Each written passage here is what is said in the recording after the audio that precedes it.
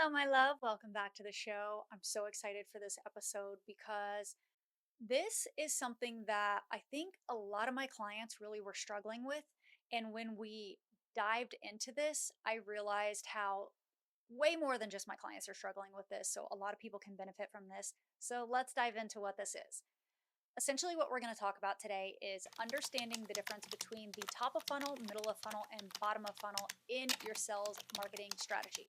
And most of my content is funneling through each one of these. So I have my content for different phases of my business. And most of my clients, I would say, are doing similar work to me. Some are very different. We obviously have different niches, but essentially, most of us are focused on building brand awareness at the top of the funnel.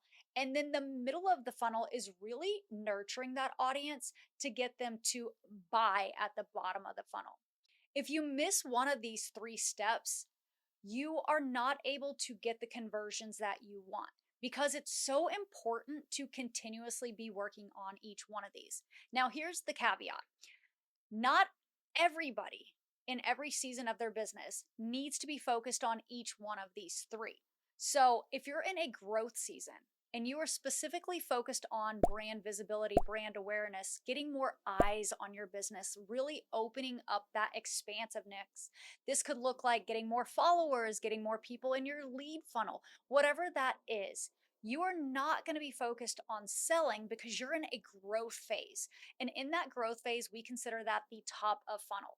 So when you think about a customer's buyer journey, when they're in the buyer's journey, this is when they become aware of your business. So they have just discovered your business and they now know that you sell something that they need, but they've never heard of you before. So they don't trust you quite yet. So now they've just decided to like a few posts of yours, or maybe they've decided to follow you, or maybe they've even opted into whatever your freebie is, that low ticket or freebie lead magnet. So now you have gotten all of the visibility that you were looking for, all of those people to come into the top of the funnel. This is the very, very, very beginning.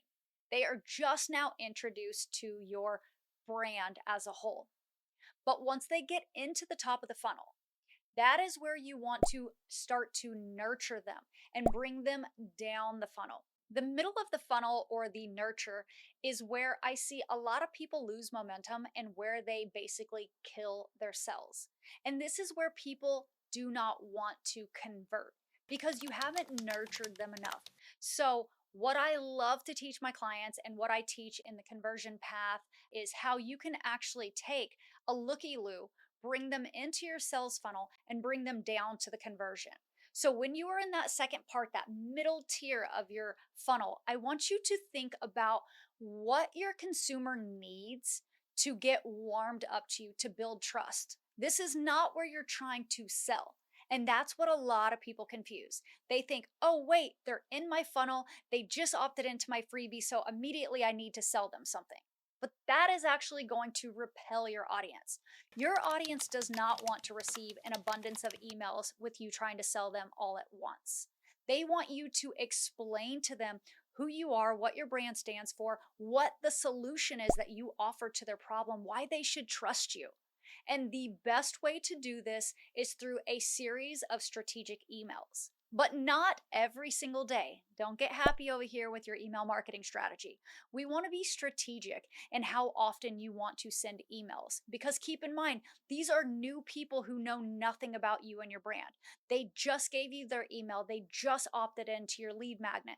They just got into your funnel. They need to be warmed up to you. And you do that through, like I said, a series of emails. I like to send between 6 to 8 emails or 5 to 7 emails over the course of several weeks. We're not doing this all at once. This is a long game. Sustainability is a long game. And when you really want to build foundational relationships and transactional relationships, you have to take that growth slow. And you do not, again, want to force. We always want to flow. we don't want to force. So, in this nurture sequence, the second part of the funnel, we want to start with things that they need. Maybe you have a long form video that dives deeper into something specific that they need. So, maybe a podcast or a YouTube, or maybe you have a client experience of something specifically and how you help transform that client's life through your product or service. You would want to outline that and maybe share some testimonials. Maybe you have facts and answers and questions that basically take that objection away and you want to share that. Maybe you have a secondary lead magnet that's expanding on the first one. So maybe you have like a low ticket offer that you're selling, or maybe you have a little course that's like a mini course, 2 minutes or 5 minutes, that dives deeper into the work that they got from the lead magnet, but it's not a paid product and it's not something that's been posted on any of your socials. It's something separate that just helps them educate them further. You want to keep providing value. More is more in this case. So we want to give tons and tons of free value, but in a sequence that doesn't feel like we are forcing education and information and solutions and sales onto them. We are just giving them knowledge, awareness, and we are helping them find their way down our funnel. And like I said, between 5 to 8 emails is a really great place to slowly keep adding more and more value until you get to whatever that sales offer is. So whether that is, a mid-ticket or a higher ticket offer, you just want to nurture them.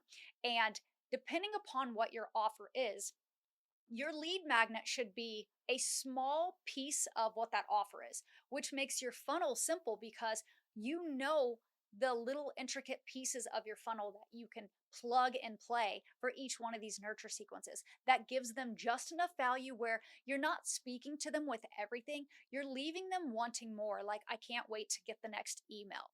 There are people who are going to unsubscribe because you are just overdoing it, and we don't want that. We want to over deliver. We want to send value. We want to show up consistently, but we want to do it in a way that we are not forcing people. We are actually getting people to want more.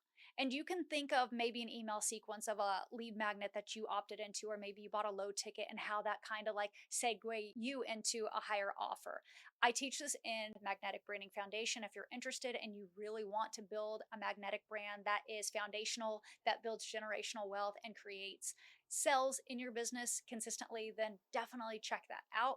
But for the sake of this video, I want you to just imagine somebody's content that really resonated with you. So you opted into their lead magnet and then you started getting that funnel. So you started getting those nurture sequence emails and the amount of value that it provided, but it left you hanging just enough to want more, so that you kept like going down a rabbit hole, waiting for the next email or looking for what their offers are. That's essentially what you want to do, so that when you get to the bottom of the funnel, this is when you can actually show up and provide more. And a lot of people nurture in a way that they give you a chance to subscribe to maybe a wait list, or they lead you into what their offer is specifically. They let you know that it's coming. So you're not completely blindsided and feel like you're being sold to. But at the end of the day, if somebody opted into your lead magnet and they came into your funnel, they are there for a reason. They want their problem solved, and you have the solution to their problem. So it's up to you to take them all the way down to that end part of the funnel and the bottom of the funnel and sell to them in a way that feels holistic and organic and not salesy. People will always buy you before they buy your offer. So when you show up authentically as yourself with your truest identity and you are consistent with your messaging, so you're not wavering, you're not shape shifting, and you have that unique value proposition outlined in every single email where it is a no brainer, they will, of course, convert. And sometimes that looks like just leading them to a low ticket offer so that they can get their feet wet, so that they can see what it's like to work with you. When people opt into your low ticket, it's actually a great thing because it gives them a chance to see what your service is like or what your offer is like, how you coach, how you work one on one, like how you are in an intimate setting, or how you are in the capacity of helping them get a solution. And I know for myself, every single person who has hired me for a service or taken one of my programs has come back and worked with me again. And I've also had referrals from other people.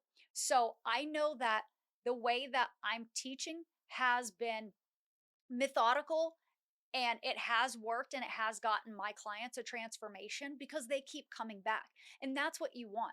You want to, in this bottom phase, build advocacy. You want them to keep coming back for more and more because as your brand grows and evolves, you're going to expand your container. You're going to offer new lead magnets, new mid and high ticket offers. You're going to offer more things. And you want the same people plus new people to continuously come into your funnel. And you want people to speak about your business to other people so that you can get those referrals. So, if you did not take notes, rewatch this and think about where you are directing people to the top of funnel, how you can lead them down into that nurture sequence in the middle of the funnel, and how you can direct them to the sell to actually get those conversions and build that trust and that advocacy so that they can start selling your products for you through word of mouth. And honestly, when you build that relationship with your dream client, you'll notice how the same people keep coming back.